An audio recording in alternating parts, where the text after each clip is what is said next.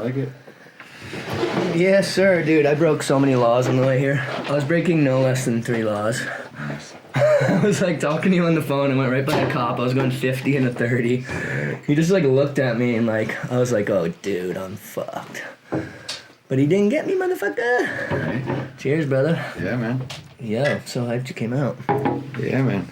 Big up golden hour, bro. Yeah, so we're just gonna shoot the shit. There's no real format, you know. Right.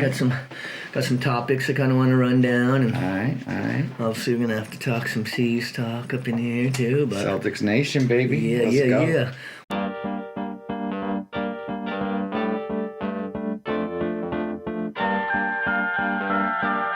Good evening and welcome.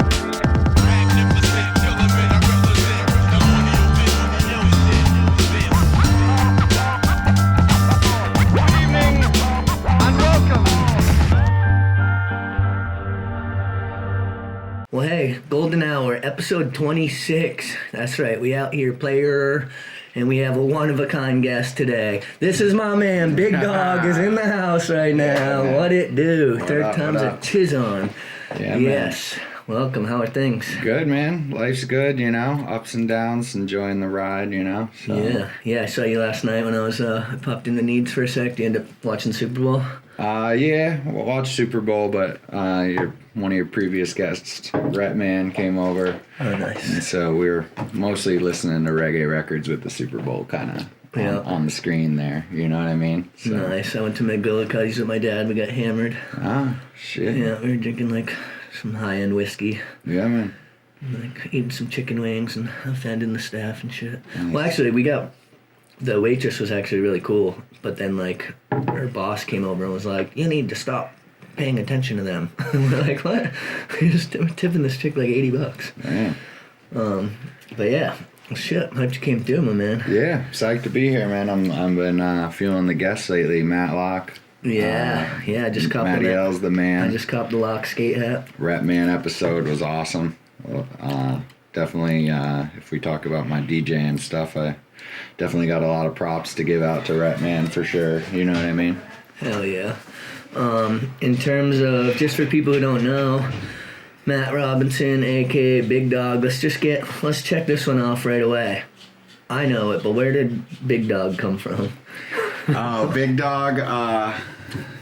Big Dog came about when I was in middle school playing basketball, and I guess it was like probably the 7th grade, and I was kind of like bigger than the other kids at the time, and I played a little rough kind of in the paint, and Glenn Robinson. Yeah, you had the jersey, right? Big Dog. So yeah, I'm having the same last name.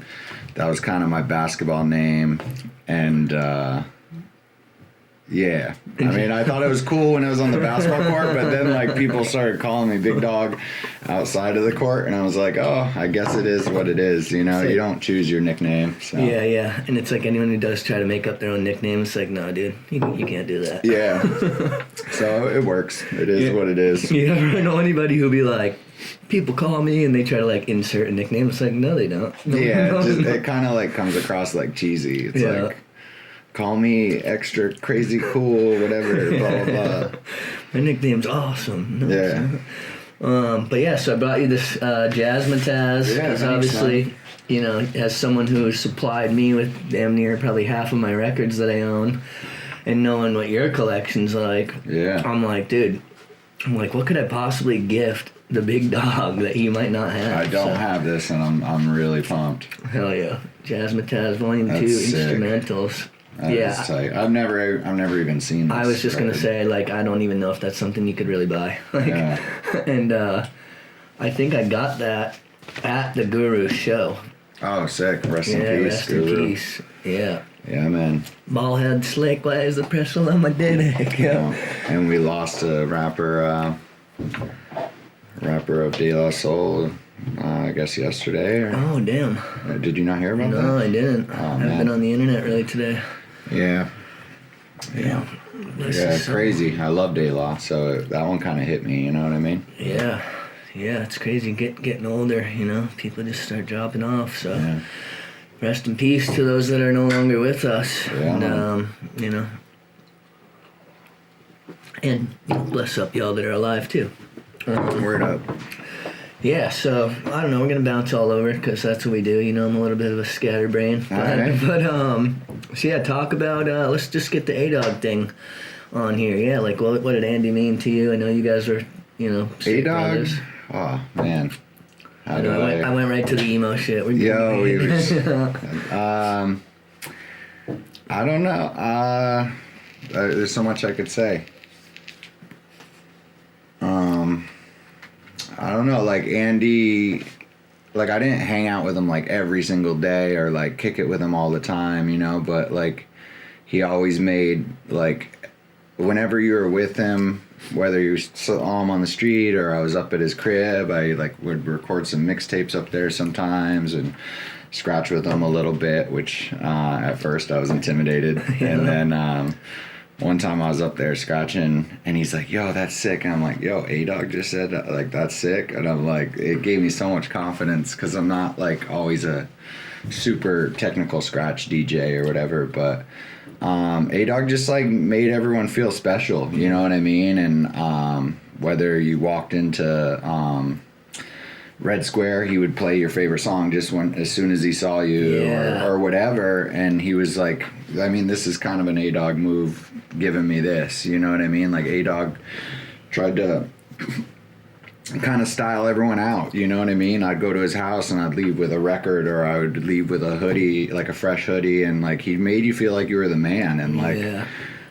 his crib was so cool. Like whenever he'd go over there, like everything was custom. You know, he had like done some little art on everything, and like, you know, nothing was just normal. He was definitely like inspiring on like the creative side, but just like making people feel good, man. Mm-hmm. You know what I mean? And like, I remember his last like vinyl set at Manhattan's Pizza. He dropped "So What You Want," like the Beastie Boys. And I ran over and I'm like, yo, like, I've never even seen that 12-inch. And it had like the picture cover or whatever, you know what I mean? And it was and he just plays the next song, takes the record off, puts it in the sleeve and just hands it to me. And like, that's A-Dog, man, you know? So there's a lot everyone can learn from A-Dog, you know what I mean? And just his vibes and everything. So, you know, big up Andy Williams every time for sure. And, I think now, like, what I'm witnessing now is, like, so dope. Like, with legacy. With the skate park, like, I was chilling during COVID with a bunch of skaters, like, by City Hall Park or whatever. We were just kind of shooting the shit. And all these, like, younger skaters kept rolling up to us. And everyone's just, like, on their phone. They're like, oh, yo, you're at A-Dog? Oh, yeah, I'll be down at A-Dog. Like, they don't even call it the skate park. They just call it A-Dog. So, like, sounds like they're going to his crib or whatever. It's just, I don't know. It's just cool, man. And now with, like, A-Dog Day where that's at, you know what I mean? It's, like, it's super dope seeing, like, the young people, like, so into it. Yeah. Like, whether you're, you know, 5 years old or 10 years old or 12 years old, like all these younger generations, but all these younger generations like look forward to A-Dog Day every day. Yeah, every year. It's like a holiday. It's my Christmas. It is. It's a holiday in Burlington for sure. Yeah. But yeah, man. Yeah, it's just really cool to witness that, you know what I mean? So. Yeah, and I mean, I know you were there. You were at the meetings when we were like talking to the city, and we were like making sure that we got it named after him and everything. Yeah. So, you know, thank you for man, you know, all that. And do you work with Friends for A-Dog? And I'm like, I got to get more involved. I was definitely like a key piece in like the music programs that we've done for the kids. And I'm still like part of it, but I have to like, there's a few things that I have to get back into, and like COVID kind of like changed our vibes up or whatever, and you know, that's one of them because I love the Friends for A-Dog and like all the stuff it stands for. And then like RUV, I was a big time like RUV DJ or that sounded boisterous. No, I know what you're saying. I really love RUV, like and how long was your show rocking up there for? I think I started it in 2004. Like before I even did Reggae Night, which started in 2006. Okay. So I was doing 2004, kind of like up until like right before COVID. And yeah, I just like, I love RUV so much, you know. That was where I got a lot of my balls, like, you know, to go like live, like when I used to go and create show. Oh yeah. Like back in the day, and it's like, yeah, you got to come correct when you're on the radio. Yeah, I mean, like to me, WRUV is like super influential to like who I am as a person, and like there's factors growing up in Burlington that like I wonder if those things didn't exist, like would I even be a DJ? Like I could just be working at Lowe's or whatever, doing whatever job, and just like not be the guy I am now. And RUV is definitely one of them, because like growing up as a teenager, you know what I mean, you listen to RUV back in the day, you know. It's like I was listening to Biggie like 6 months to before he came out. I was listening to Wu-Tang, you know what I mean. So like listening to RUV, finding all this music, being up in Burlington, Vermont of all places, and like feeling like I know hip hop that it's not even hitting in New York yet. Yeah, and you know especially because what I mean? like before, obviously the internet or whatever, like that was our in. Like that's how you learned about the new shit. You know? Either that or like if Shape broke you off or something. Yeah. So like RUV, like if there was no RUV, like would I know this much about hip hop? Would I know this much about reggae and dancehall? You know, and so. So yeah, big up RUV, man. Yeah, who were some of the first shows? Do you remember like who was on when you first started? I mean, there was this guy. Some of these people I don't even know what they look like. You know what I mean? There was some guy, Robbie Redneck. He had a ill like hip hop show. I remember that. DJ Herb was one of them. DJ Chancellor. The Ninja Force crew, like D-Max and. Yeah, Ninja Force. They were called Vinyl One, I guess. Oh yeah, Vinyl One. Yeah, and of course, Milo. Yeah. You know what I'm saying? Yeah. Big up to Milo, man. She's been on that station since 1984. Yeah, she was at That's crazy. We had Fatty B's Gumbo release party, which shout out Fatty and everyone was out there. But I saw Milo. She came out. Like Jess Bridge, shout out, like all these throwback homies and homegirls, which was really cool. Yeah, unfortunately I was working behind the bar, so I didn't get to really like participate too much, but I was able to like hear it. They had it playing out into the bar area. Drop for Milo too. She's running for the city council or something like that. So yeah, vote Milo. Get out and vote, man. I love Milo Grant. We gotta make some vote Milo shirts. It'll be like Napoleon Dynamite when they had like the Vote Pedro shirts. Vote Milo. She's like my radio mom, man, because like I would, you know, life hits us all in different ways, and like there'd be some weeks where I call Milo. She was on before me at one point, and I was like, I'm tired, I can't make it, and she's just like, nope. You better get up here and do your show. Yeah. And I'm like, Milo spoke. I'm going to do my show. You know what I mean? So when you're like first getting in at RUV, you get like the worst shifts, don't you? You have to do like the graveyard, or you have to do the graveyard. Yeah. I actually like tried as like an 18-year-old. I think. What's that process like? You have to do an audition or something? Yeah, you do like all this stuff and auditions, and you have to do like I don't remember exactly. It was a long time ago. You have to do like a demo tape and all these things, and so I like didn't get accepted, and then I like tried again, and I tried again, and I didn't get accepted, and then when I was 24, I got a show and did that for many years, and you know, I might be back on there because I love it. You know, that's what's up. Well, it's funny because we go back to high school, like you know, like for real. Driving around in your Honda. Oh, yeah. Bumping tapes. 91 Accord, baby. Yeah. Let's go. I remember you had, like, there was one tape that was, like, stuck in there for a while. It was the only... Yeah. I don't know if you ever got it out or what the deal Infamous Mob Deep. You remember we bumped that one. The Shining, Smith & Wesson stayed in the deck. Oh, yeah. You know what I mean? So. Yeah, that was fun because, you know, we'd play some ball back then, and, like, you never like a skater or anything, but like you always kicked it with all of us, and yeah. You know, then like Source Unknown days, obviously with Shape and Luke and all that shit. So Yeah, man. I never really skated, but I always like appreciate what you guys do and like the community, the skate community and everything. So well, it's so intertwined with the whole music scene here too. It's like yeah. So yeah, so you still balling or what? You been hitting the Y? Or I ball a little bit. You know what I mean? I like my little corner jump shot. That's where I operate a lot. I remember when we played the for Sean Stem's thing. Rest in peace, Sean. Yeah. Cheers. And we thought we were just doing a little pickup game. Yo, that was crazy. And then bro. Stem's mom had us playing the Vermont High School All Stars. Yeah, it was like the best kid from every high school around. It was VT Elite. Yeah. And Sam Jackson, big up Sam Jackson. He's the coach for them, and he does great stuff in the community with basketball. But yeah, I thought like it was just. I thought we were just gonna have fun, dude. And these dudes showed up. They're full court pressing us every play and shit. Like they full court pressed us, and it was like we couldn't even get the ball halfway to half court. Yeah. And then once we got it past half court, they'd trap you. We would be like, "What do we do now?" But I got some buckets. Yeah, that we game, held it man. down. We held it down actually. I think we technically just barely lost, but that was intense. We had me, Sin. There was I've been thinking about that too.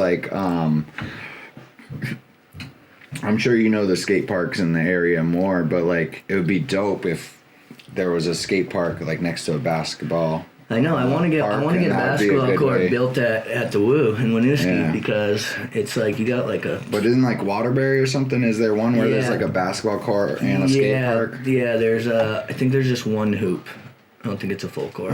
We could still make it a jam, man. You know, we could have a 3-on-3 tournament or something, and people could be skating, and I don't know. It's just cool to honor Sean Stem that. You know what I mean? Totally. So, yeah, we took a couple of years off of that for. Let's bring the basketball game back. Yeah, we're gonna bring it back. Let's just not play against VT Elite. Because I mean, and even that was 6-7 years ago or whenever it was, and the kid ain't fucking getting any younger. Right? I'll tell you what. I'm ready. When you call me, I'm ready. Yeah, I mean, you were always my go-to. Give you the rock, you definitely get wet from outside. So that's what's up. You shoot like Bird, too. You got that, you got that overshot. Well, I remember, probably 2 years ago at this point, maybe a little longer, with COVID, my whole sense of time's all fucked up. Yeah, I'll be a year ago, and then they'll forget that, we didn't leave our houses for 2 years. Right? Or you see, homies, and you're like, damn, I haven't seen you in a couple years, you know what I mean? And it's usually it's a couple weeks or a couple months, depending on how much you run into that person. But yeah, we went to the Y, and it was it was men's league or whatever, men's pickup. Remember that? And again. Oh yeah, I remember balling that game. Yeah, here I am again, thinking I'm just signing up for this, but no, it's all these dudes who thought they were gonna go to the NBA, clearly didn't, and now are taking it out on their boy. I'm like, yo, dude, it's 11. You had some good dishes, man. You dropped some dimes out there. I was always a point guard. Yeah. I just could shoot decent, but that's always been fun, and obviously, part of our bond has always been through the Celtics. How you feeling about the team? Dude, it's unreal, man. It's unreal.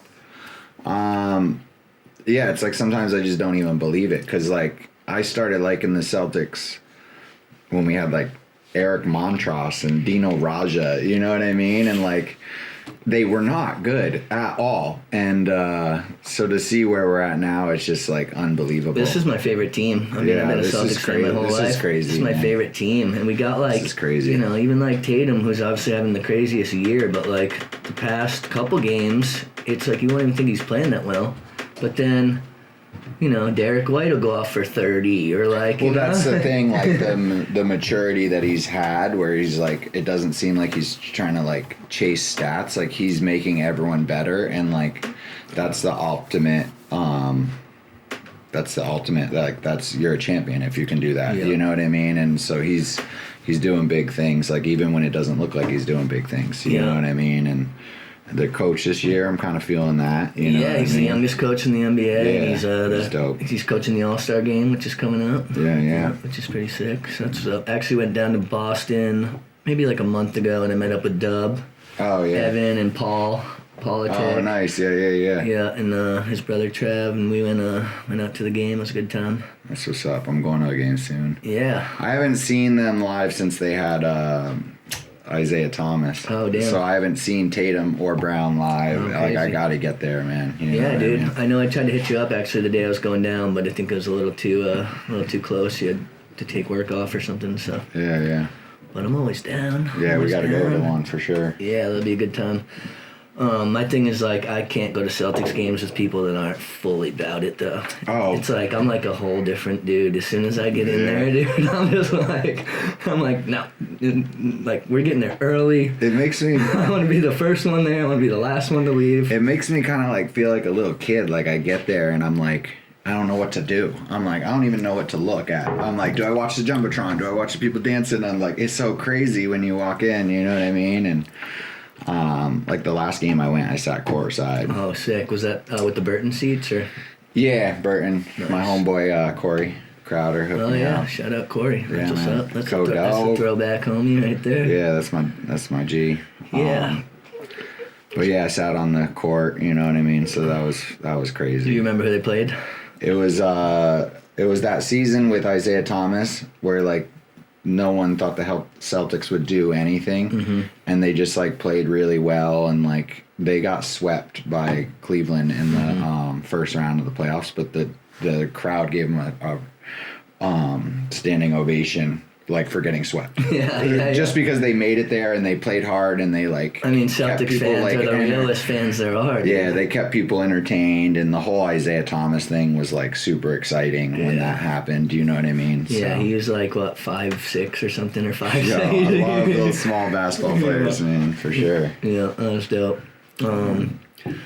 So yeah, for people who don't really know, so you originally are from South Burlington, Vermont, right? Yeah. Yep. And so you were at South Burlington High School and then moved to Burley like pretty much right after that or whatever. Yeah. What year did you start getting into DJing? Do you remember? Um, And I mean, that's kind of a weird question. What year did you actually start like DJing records, I should say? Because I feel like you were always like the DJ, like, you know, like in the car or whatever. Like you were always the dude that played the music, I guess. I think it was like 19. I mean, maybe I'm going too far back, but like 1992, I bought my first record, and it was kind of a mistake because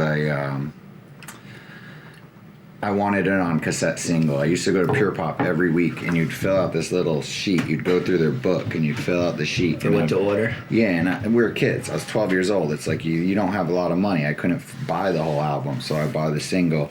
And then I wanted Grand Poobah, actually with Kodog. I was with Kodog, Corey. And I wanted Grand Poobah 360 Degrees.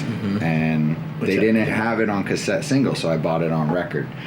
So that was like 92. And so do your parents have like a record player at this time? I had like one of those cheap Radio Shack like plastic stereos with like the tape deck. Okay, yeah. I didn't even have a CD, and it had the record on top. It was like a plastic thing. And me and Corey actually split the record because like we didn't have that much money, so we spent like $1.50 each or whatever, and we would like share it. And then watching like MTV Raps and everything, I started seeing people with turntables. So I think around like 93, when I was 13, I got turntables, and I really didn't know what I was doing. Which ones were they? I got like some Gemini. You like look up in the back of the Hip Hop Source magazine, like DJ starter kit or whatever. It's funny because I feel like a lot of people, myself included, got Geminis first, even though everyone would always tell you that like, don't do it. Don't do it. Like just get a text. Don't do it. Like Technique 1200s are the truth. But so I had those, and like you can't really do what you can do on a tech with them, so I got kind of frustrated with it. I ended up kind of selling them, and then I met CeeLo. And like if you were at my house, you could walk across the street through the person's yard, and then you're in CeeLo's backyard, and he had Tech 12s. And so then, and he had like Benny L and Matty L, who Matty L was just on here. Yeah. Burlington G's for sure. like taught him how to DJ. So he started telling me about matching beats and like doing all this stuff. And so I started learning, and the techs were so much better. And then so it was soon after that, probably 93, 94-ish, that I got my own techs. Nice. But CeeLo like basically showed me how to DJ. Yeah, I was just gonna say, I wanted to ask you that. I didn't know if he was. I believed him. Like, shout out. You told me to ask him about it. So here we go. I'm asking him, but I was out with him, a week ago or something. Yeah. Just kind of having a couple of drinks, talking some shit, and he's like, ask Big Dog, 'cause I'm pretty sure like I showed him like what was up with reggae DJing and like. Oh yeah. I mean, my first boxes of 45s, like CeeLo. At the time, I don't want to like. It's a sensitive subject. But at the time, he was like, "Oh, I want to just like focus on hip hop," and I'm like, "Are you sure you want to?" Like, he sold me a couple boxes of 45s, right. And some of the best 45s I own. You know what I mean? And he was like, "Yeah, I'm sure." And back then, like 150 was like a come up. So whatever, I don't even remember what I paid him, but like that was a lot of money when you were younger and stuff. So he kind of started me on the reggae and got me into it. And then of course, big up Flex Records, they were like, that was some G stuff. Like I'm living in Burlington, Vermont, out of all places, and I have access to like what came out in Jamaica yesterday. Yeah. Like it's at crazy. 15 years old or whatever age, you know what I mean? People who weren't around back then, and they don't realize like how much of an influence Flex had on all of us, and like just for the lifeblood of our scene in general. Yeah. I mean, straight up, like if it wasn't for RUV and it wasn't for Flex, like I probably never would have had techs, never would have been a DJ. Probably wouldn't even be sitting here right now. You know what I'm saying? So I'm glad you are. Yeah, so big up Flex Records every time. You know what I mean? And so Benny L starts L Burners. Yep. And he does that for what, a couple years maybe, not even. So long ago. And yeah. So, as the story goes, correct me if I'm wrong, one day he's just over it. And he just basically like gifts it to you guys, or how did that all go down? So I mean, Benny L was CeeLo's cousin, and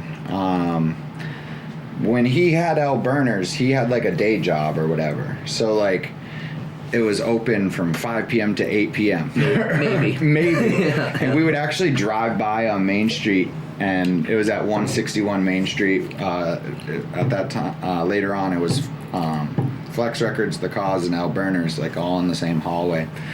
But we would like drive down, and like there's like a little box above the door, and we'd like drive by and like, oh, the light's not on, like can't go get records today. Oh, I know what you're talking about, through the glass. Yeah. And so so then I started like helping Benny, because I just wanted L Burners to like do good. So I started like opening the shop for him, like keeping it open on when he wasn't there, and Saturdays, and like trying to make sure that it was always open, because I would be so bummed out when it wasn't open. You know what I mean? And then he moved to Brooklyn, and so when he moved to Brooklyn, he just like handed me the shop, and I would actually like keep track of the records that were his, and I would send him like some money, you know what I mean? Because it's like that's his stuff, you know what I mean? So and then L Burners like took off for a little bit. Yeah, we used to have those ciphers in there, and that was fun. So I'd come over with Dion, fucking. Yeah, Dion was up in there rapping all the time, man. And there was like I had like kids coming from after school, like getting out of BHS, like coming up to talk hip hop, and they would come up like every day, and like there was all these like regulars that would come in like every day, and half the people weren't buying anything. They just wanted to chill. But then I started getting like customers from Montreal, so I get like crews from Montreal like every weekend. Different crews would come down just to go record shopping there, and that was dope. I was like, I went up to Montreal for the Under Pressure. You ever done that? Yeah, I've been up there a bunch. Yeah. I was getting hammered with Ghostface up there one night, nice. For an Under Pressure. Yeah, that was sick. So I went to Under Pressure, and I'm like, there's some of my customers, like it was cool. I was like, yo, what's up? Like saying hi to all these people, it was dope. So yeah, that's sick. So, and you also sold like you had like the DVD, like the compilations, and you had a few CDs as well, Yeah. Yeah, because like in the case, I can't. I did like mixtapes, of course, Yeah. you know, because it's like part of the culture or whatever. But then I was like thinking to myself, I'm like, what can I sell that like you can't go to Pure Pop for? Because like I love Pure Pop too, and that's one of my favorite businesses. And I was like, I don't want to step on their toes, but like what can I sell that they don't have? And then I carried like all the Living Legends stuff.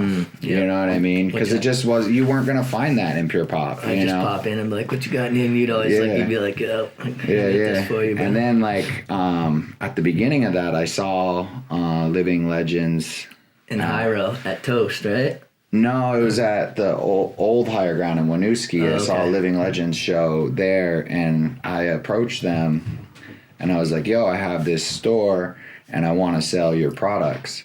And so I went on the bus with Hyro, and I like chilled with every guy. So I'm chilling with Scarab, and I'm like, all right, yeah, I want like definitely like 10 of those and like 10 of these. And then I go chill with the Grouch and be like, oh yeah, I definitely need like all of these, you know. And so fuck the dumb, I'll take one. So I left the show with like boxes and boxes of CDs, and that's how I started like the Living Legends. And they're like, oh, just hit us up direct, like we'll send you whatever you need, you know what I mean? That's the coolest way too, because you know all the money's going direct to the artist. Yeah. It's not like you're going to a distributor. Yeah, they weren't even like on distributors, you know. I'm sure they are now, but yeah, there was like no place I could really order it from unless it was right from them, you know what I mean? So yeah, so how many years was El Burners rocking for? How long were you guys running it? I think I took it over in 2001, and it's a gray area, but I think it was rocking till like 2005-ish. So it was like I had it for like 4 or 5 years, and you know what happened? Like literally Serato came out. Yeah. And literally like I was out of business in 2 weeks. Yeah, everyone stopped buying records because they could just buy Serato and then jack everything off the internet. Yeah, and it was just crazy. And I like fought that as a DJ for a while. I was like, oh, I still love my 45s and like whatever. But yeah, like when I had El Burners, I would call up DJ Create and be like, yo, man, like I got the Jizza instrumentals here. Like I got this, I got this new, Biggie remix or whatever the tracks were. Yeah. And I would call like A-Dog, and A-Dog would skate right down and like come scoop all the fresh stuff. And then Serato came out and like they weren't coming down. And it's no like... It's no. It's just so. It was just so much more It's cost. just how the world went. It was so much more cost effective, you know. Especially it's like if you're a DJ. So at the time when we did Lotus, we had the entertainment company. We'd be doing like high school dances or like a wedding, and it's like I'm not gonna buy like the fucking chicken dance on vinyl or like whatever. Just Cotton Eye Joe or whatever, some bullshit that people want. But like on Serato, you could rock it. But I remember having a conversation with you when you were like. Because you would always drag your records to Nectars, and like people would be like, dude, "Why not?" Me and Demas brought so many 45s to that club. Yeah, and people were just. I feel like you were always had this. I'm not even gonna say stubborn, but I guess like you're just like, no, dude, like I'm a vinyl DJ. I think a lot of people like thought that of me too, but like. Growing up, like we've kind of explained times, is like to be a DJ, like the only option was vinyl, and then like other options came out, and like right now I'm not like oh it has to be vinyl or whatever, you know what I mean? Like if you're going to see a DJ, like they got to be playing good music. I don't care what they play it on. Yeah. So if you're doing a whack set with all vinyl, like it doesn't make it cool. Like it's all about the music, and it's all about like the music being good. So it doesn't matter what format you're rocking, as long as it's good, then people are gonna have a good time, you know. Yeah, and so you were, I'd say you were definitely like a hip hop head. And then at what point would you say that like it became? Because obviously you're still down with hip hop, but like at what point did reggae become like a super big influence to you, or like when you started DJing reggae? I mean, I was collecting reggae 45s. Dating back to when I was like, a teenager and stuff. And then I was known as a hip hop DJ. My first gig, I think, started in 2001. And I pretty much had gigs, a weekly gig since then. But yeah, I was playing hip hop.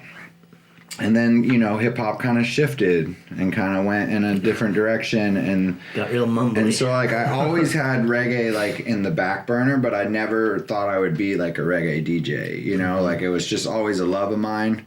And I loved it just as much as hip hop, but you had Demas and, like, you know what I mean? He was like the dawn of reggae music in Burlington. So it was like, he did that. I wasn't trying to, like, I never felt like I could do what he was doing. Yeah. And he was your neighbor for years. Well, we lived together. We were roommates for a while. And when I had El Burners, I rented this, like long closet, and it was like his storage. So he had all his 45s there. He had a turntable set up there. It was like this little chill zone. So, like, even before I lived with him as a roommate, like, he was always at El Burners and had his 45s, and then we started hip hop kind of started changing. And I think it was like 2005. Me and him were just like always chilling upstairs at the record shop, and we're like, dude, let's just play reggae music on Sunday together. And we just did it for fun. We're hanging out anyways. We're playing 45s anyways. Yeah, might as well be getting paid and bringing some people And out. so we started at RJ's, and we called it Cabana Sunday. Oh, damn, I don't even know. Sunday night Cabana. And we did it for, like, I think a year. But it was all about just me and Demas having fun, hanging out. And then in 2006, we, like, moved to Nectars, and then it just... Oh, dude, those Sunday nights were crazy. Off, You'd have, like, lines out the door some Sundays. Like, I tell the staff there now, I'm like, dude, we used to have lines past the pizza place. Yeah. You know what I mean? On a Sunday. Yeah. You know in the middle of winter. It was nuts, man. And, like, Demas, like, I mean, if I'm on this podcast, I gotta big up Demas. Yeah, I'm sorry you didn't ask me about him. No, but, like, we were getting there. I gotta big him up. And, like, the one thing I'll say is, like, that dude is a crazy DJ, bro. Like, he can do things that no one else can do. And, like, I could explain some of them, but it's, like, kind of DJ technical stuff. But I was, like, intimidated to play with him at first, man. You know what I mean? And it was kind of like when A-Dog, like, bigged me up on the scratch, and, like, Demas was like, dude, you killed it. Like, after a year or so of doing it, and he would start bigging me up, and I'm like, oh, I did? Like, because he's the Don, dude. You got a data boy. Yeah. Yeah. Demas is something different. I love Rhett's story about him and Niceness and, like, their sound clash and all that. You've never really been, like, a sound clasher kind of DJ, though, right? Have you? Or Nah. I mean, with reggae, that's, like, sound clash with reggae is... I mean, Demas can sound clash anyone, bro. Like, I definitely couldn't sound clash Demas. But with reggae, it's, like, all about dub plates, and, like, you spend all this, like, money, and it's like, I don't have money like that. So I have, like, dub plates that, like, artists give me on the strength, because we have, like, a friendship or connection or whatever, you know what I mean? Yeah. But I don't take it that serious, you know what I mean? Yeah. But, like...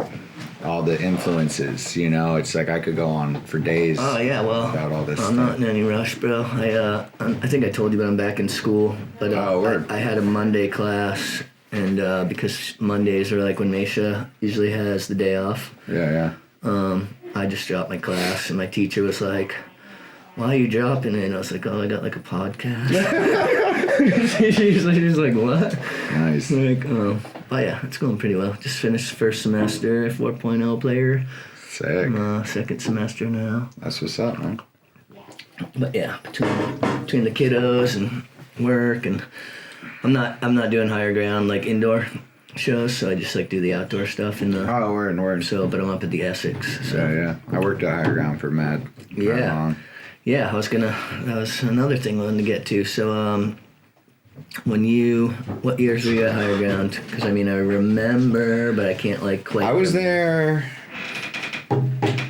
It's foggy, man. I was there like whenever they moved, cause like. So like 04.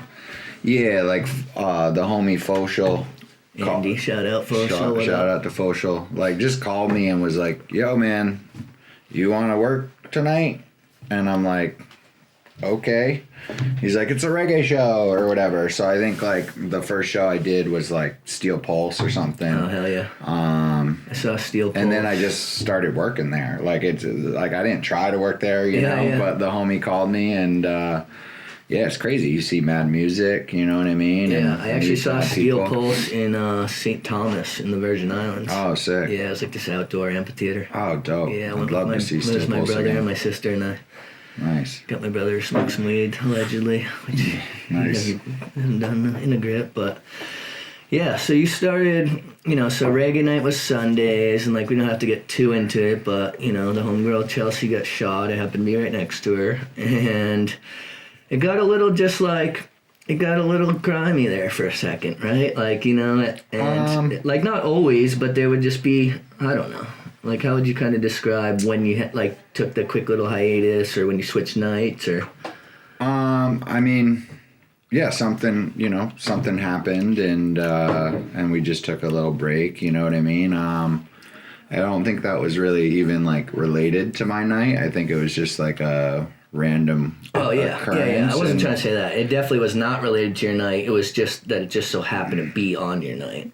Yeah, and I think the person was even like next door most of the night or something. I don't know. Yeah. But just because it happened in that location, so yeah, we took a break, and I kind of wish. Obviously, I wish nothing like of the sort happened, but I wish we didn't take a break because I like took a lot of pride in like never missing a reggae night. And, I think that's an extenuating circumstance. Yeah, You know? but like I did like 700 and something reggae nights without missing In a row, without missing one. I know. I remember trying. I don't know what it's like it Tatum. was. He like his stats. Like he doesn't want to miss any game. I don't know what it was, but I remember I was trying to get you to do something like go to Montreal or Boston or something, and you were like, "No, dude, I can't miss reggae night." I've only taken one me yard off, and I had the homie CeeLo fill in, and I know he killed it. But I've only taken one off, and it was because I had COVID. Yeah. So I was like, I'm definitely not gonna go and that's respect. give people COVID. Yeah, you know what I that's mean? respect. So it was you and Demas running the me yard, yeah. and then Demas leaves, and you bring in Jason. Yeah. Yeah. Shout out Jason, Jason, that's the homie. Yeah. Adrian. Big up Josh. Yeah, so for sure. So obviously, like, that's a whole different vibe, right? Because he's like considerably more mellow than a Demas. To say Jocelyn and Demas's vibes are different is a true statement. I love DJing with both of them equally. Jocelyn's like, he's like a reggae dictionary. So like, I learned a lot from Demas in terms of like being an entertainer or whatever, but I've learned like so much about reggae through Jocelyn. Like I call him like my reggae advisor. Yeah. Like if Jocelyn tells me to get a roots or dub album, you get that album. Yeah. Like if he's like, oh, maybe, then you could go either way on it. But if he tells you to get something, you buy it. Because I've been up in Montreal and like one record was like $70 or something, and Jocelyn told me to buy it and I didn't buy it, and then I come back and like listen to it on YouTube, and of course I'm on Discogs buying it for the $70. You know what I mean? I was like, yep, Jocelyn was right. Mm-hmm. So yeah, he's just like, his knowledge of reggae music is insane. You know what I mean? So. Yeah, and I mean, coming from you, because obviously you've been thick in this for a grip, and you have quite the catalog. I don't know, I'm sure you have like a picture or something. It'd be cool to flash up if we can track it down, to throw like, you know, picture of all your crates or something. Oh yeah, here. yeah. That would be sick. Yeah. So you started, you know, Me Yard was you guys were DJing. It was a vibe. It was a party. But you also started doing like Me Yard Presents. Oh right? yeah. And so you'd be bringing in artists from all over. Yeah. Who are some of the people that you've had come through? Oh man. Yeah, I mean, I know that's a loaded one, but like, who are some of the gems that come? I mean, Capleton, Morgan Heritage, Chronix, Kabaka Pyramid, who just won a reggae Grammys, come like mad times. Yeah. Like he's a homie of mine. He was super cool. Yeah, I actually got to kick with him at your crib. Yeah. Kabaka, Taurus Riley's like one of the best reggae shows I've ever seen in my life. Like we did a lot of old, Akabeka, Midnight. We just kind of the whole gamut. We did like roots artists. I could keep going, A lot of that, like I got to big up Brian Maitau. Brian Maitau was booking for Jazz Fest, and he called me on the radio. I didn't know who this guy was, and he's like, I'm thinking about bringing Lee Perry or somebody or these reggae groups to for Jazz Fest. And from then I started this relationship with him. He would call me all year round about the reggae show, just to ask like if you thought it would do well or what you knew about it. Yeah, like would these 3 lineups be better than these 3 bands or whatever. So he called me when I was on the radio show, and that's how we met. And I'm like, oh man, can I call you back later? We started this relationship. I did like 7 or more years of reggae shows through Jazz Fest. It was the World Tent, so it's the last Saturday would always be a reggae show.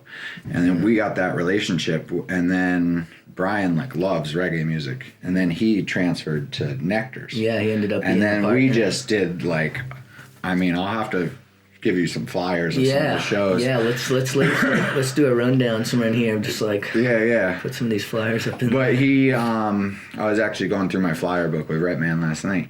But he's a big hand in that, just for his love of reggae music, and we put on like ridiculously awesome shows, man. So it's been a blessing. Yeah, I appreciate that, man. I've been to quite a few of them, so it's a good time. Yeah.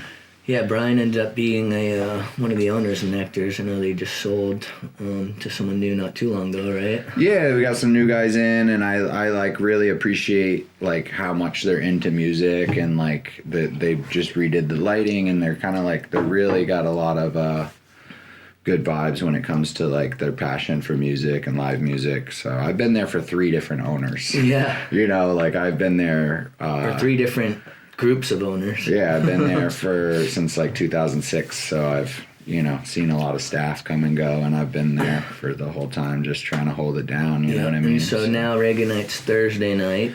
Yeah, every Thursday we do like anywhere from 9 to 9:30 is when I start, and then we go to 1 a.m. So it's like if you got to work in the morning, you can still like come out and bubble, have a good time, and not get too crazy, you know what I mean? So yeah, totally.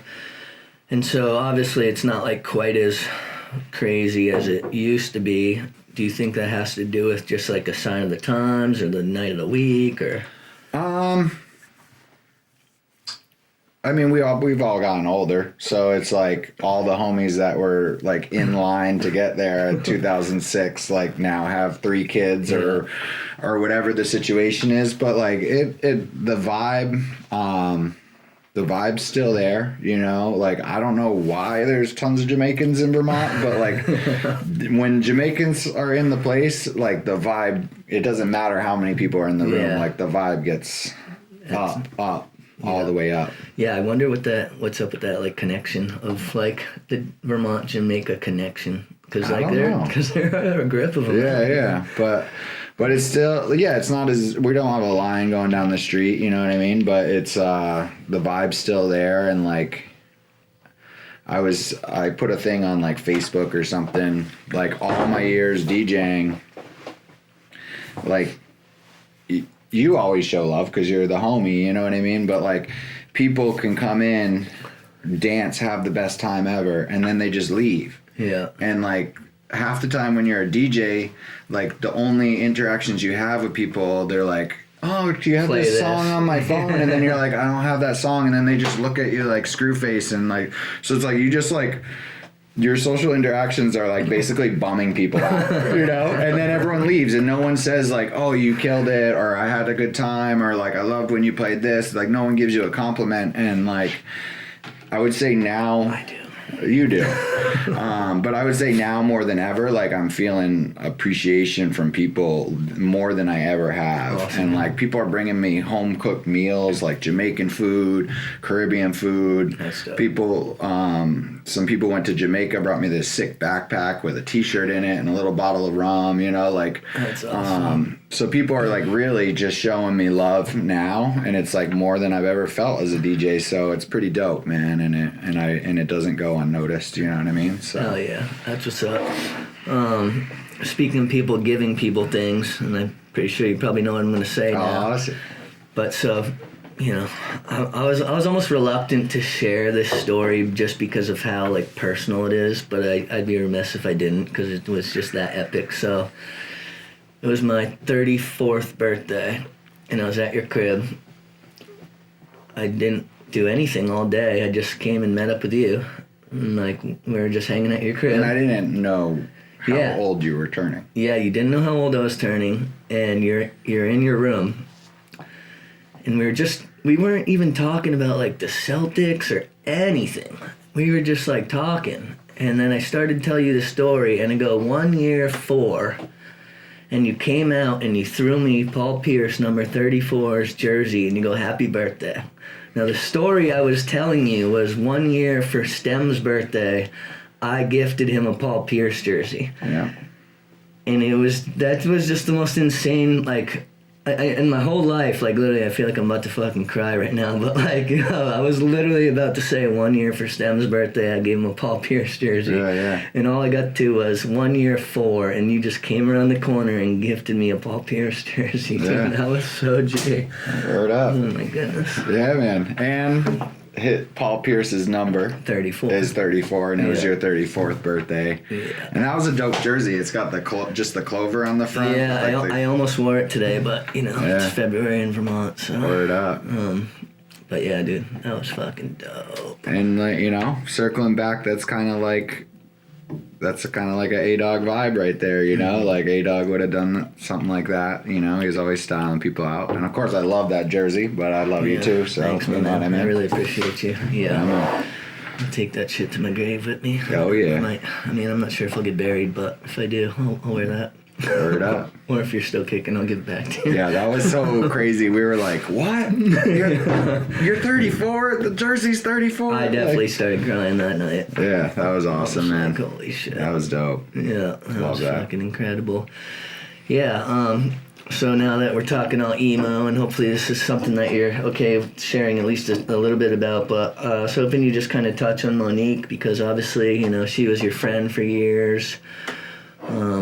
You know, it's going to be a tough one for you, Yeah. I'm sure.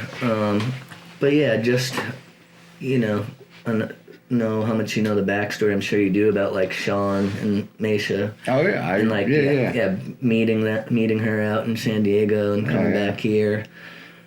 So yeah, I don't know if you feel like touching on anything about that. Just you know, just kind of like for the people who don't necessarily know, because I see her as a figure in a similar way of like Andy. You know what I mean? Where it's just so beloved by all. Yeah. Very. She showed everyone like the same amount of love. You know what I mean? And like, it didn't matter anything, like your sexuality, your race, or anything, like how you dressed, or any of your background, or whatever. Like whoever was around Monique could come from any like corner of this earth, and she like showed love and was like welcoming to like everyone. So like as a bartender, like people love that. You know what I mean? Yeah. And yeah, I don't know. There's something that you kind of. I know, sorry, I pulled that a little out of left field. Oh, and you know, the reason why I thought about it, sorry, right quick, I feel like I gotta say this. I was talking to Autumn the other day, and we were reminiscing about the old needs. Yeah. And like, that shit would get pretty hectic in there, and like, I remember more than once her just standing on the bar and be like, everybody chill the fuck out. Yeah, I mean, I love Monique so much, and like, she's someone who contributes to the Burlington experience. You know what I mean? And big Celtics fan. Big Celtics fan, big music fan. When I would walk into the Needs, as soon as I walked in, I'd hear the beats and I'd be like, Mo's here. Mo's here, let's go. And like that, like that's one of my favorite parts. And sometimes it's hard to go into the Needs because you're like, you walk in and you're like, where is she? You know? But yeah, I got so much love for Monique, man, and I went to Celtics games with her, and you know, me and Monique lived together for a while, and like, you know, I made a track. I don't know if you ever heard it. Yeah, I was hoping you're gonna talk about that. Yeah. So I was telling the homie SK, you know, super talented. Yeah, Essential Knowledge, super dope, talented producer. Like, I don't produce music, so like and I feel like I have an ear for it. Yeah. So I like will be like, oh, Robert, like, here's this record, like, you got to make something with track 2, like, in this spot. And so we actually have like a whole, like, probably 30 beats or something that like most people in the world haven't heard, that like he's so prolific too. We've made, where I've just kind of like given them some ideas or like something that I think would be fresh. So maybe there'll be a mixtape at some point popping off. But so we've been doing that for years. It was kind of created after Andy's passing, because I think they were planning on doing something like that. So I started doing something like that with Robert. And there was this one record that Monique bought for me. Okay. And it's like this funky, like soul, like female group from Africa, and it's really dope. So I'm like, Robert, you gotta make a beat with this. You know what I mean? So he gets the thing, he loves it, and I'm like, just call it Monique. Like, whatever beat, and this is like, we're not even planning on anyone hearing it. Like, we're just doing it for like the love, you know. And I'm like, if you sample this, just like, you have to name the beat Monique. And so he makes the beat, and then Chel Strong like hears the beat out in LA, and is like, yo, I want to spit on that. And so Robert's like hits me up, and he's like, yo, can homie like spit on this thing? And I'm like, yeah, like, that'd be cool. But, like, he just has to say Monique's name, like, one time. You know what I mean? And so... Like, that was the caveat that you gave him to give it your and blessing. It wasn't going to be a song about Monique. You know what I mean? And I'm just like, just have him shout out Monique. Like, you could slip it into a line. Like, all you have to say is Monique one time. And so... That's enough for the big dog. Yeah, you know what I mean? And just to honor, you know, our homegirl, man, that we all love. And, so yeah, Robert sends Chel Strong, who's a talented MC. His dad wrote like all these Motown hits, and I heard it through the grapevine, which is like a household name, like a song that people know. And so Robert sends him like the links of like the news story about Monique and the 7 days write-ups, and he makes the entire song like in dedication to Monique. And so we put that out, and it's on like broccolirob.bandcamp.com. Yeah, Broccoli Rob, like Robert. Let's throw the link up in the description. Yeah. But it's not too late for me and you if we hurry. Come together, we celebrate. Tomorrow's just not promised, so we live and never waiting on the moments we expect that we might not have. Friendship could be the reason some they fight they pass, or once feel judged, or once win hugged. Saved from self-destruction when you summons love. Damn, that go a long way. You was more than just a beer after a long day. You was exceptional, and this shit here, it just wasn't never on the schedule. But some can feel you in spirit still, that's factual. Burlington got an angel with warm wings, with more soul than the sample the song sings. Yeah, we gon' do this here for you, and anybody who lost some for you. Life ain't long enough, we know this the truth, so cherish every moment we get to live through. Give them bouquets so they can smell them through their days, and when they lights low, still we celebrate. Cause grief is hard enough, plus what you left behind, we feel it all in us. Memories only fade if we let them. And if somebody say your name, I'm always repping in all our hearts until we meet all up in heaven. And we gon' keep them there in them while we stepping. It's crazy how vibes can be felt when you never met them, and how they inspire. And then if people like want to purchase that song because Monique loved the food shelf so much and like always wanted to raise money for them, any donation you put for that song from Bandcamp goes directly to their bank account or whatever. Righteous. So yeah. Yeah, it's crazy how it went from like just this idea, and then like the homie reaches out, and well, shit. Thanks for sharing that, because I know whenever we're talking about people who aren't physically here with us, it's not always that easy. Yeah, I almost teared up, and there's like a lot I could say about how much I care about Monique. So. Bless up. Yeah. Yeah, so, we're hoping you'll come back on again. This is just a hang. I just want to remind everyone, if you haven't subscribed, it's so easy. You just click the fucking subscribe button, and if you don't have a YouTube account, it takes literally 30 seconds to set one up, and we really appreciate it. Also, I want people to hit us in the comments. Just, tell us what you're liking about episodes, who some of your favorite were, just whatever. Interact, because, without you guys... I mean, we'd be kicking it anyway. They should. We'd be kicking it anyway, but, we wouldn't have all this fancy equipment and shit. As always, big up Sean Mesha, the man behind the scene. Yeah, man. He's the nuts and I've been bolts chilling with Mesha a long time, bro. Like, that spot on Loomis, with Patrick. Like, that was the hang spot. Sean and Bill. Oh. Yeah, and but Patrick was always there. But Bill, Bill. But that was like the spot. Like, party, you just had to go there, on a weekly basis and just say what up. You know what I mean? Every weekend they had these crazy parties there. Mm-hmm. Like, it was like a small ass apartment, but it would just get packed. Some I remember and some I probably don't. Some I'm happy I remember. Some I wish I didn't. Yeah, no doubt. But man, it's just an honor to have you come through. Yeah, man. My best friends. Long time, bro. And I'm pumped on what you guys are doing. Like, I'm literally pumped to go home and watch the Matlock episode from last week, and I'm definitely gonna rewatch the Retman episode because that's my G. You know what I mean? Hell yeah! So. I went to Talent the next day after we had Matlock on or Matty L on, and bought the Slock Skates hat from Talent. Oh, that's sick, dude. Yeah, sent him a picture. He was fucking hyped. And it's nice. I mean, could I have asked him to just bless me up with one? I'm sure, but it feels cool to support, Yeah, you gotta support everyone for sure, man. And that's the Burlington vibe, man. Yeah. It's just supporting everyone. Yeah, absolutely. Well, no, Mesha's got to go into work here soon, but I don't know if there's anything else specifically you feel like we should talk about this time, or anyone you want to give shout-outs to.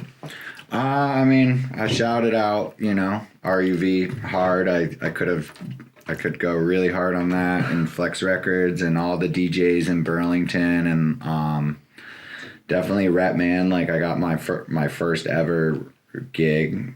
Weekly gig was because of Retman. Yeah. And just just Burlington, I don't want to leave anyone's name out, but there's so many DJs here that have made the scene, whether they're electronic, hip hop, or whatever. There's just too many to list, but it's just added to the experience we call growing up in Burlington. You know what I mean? Yeah, we're definitely pretty blessed here. You know what I mean? Yeah. For such a small place, we got some gems out here, so y'all keep shining, you know what I mean?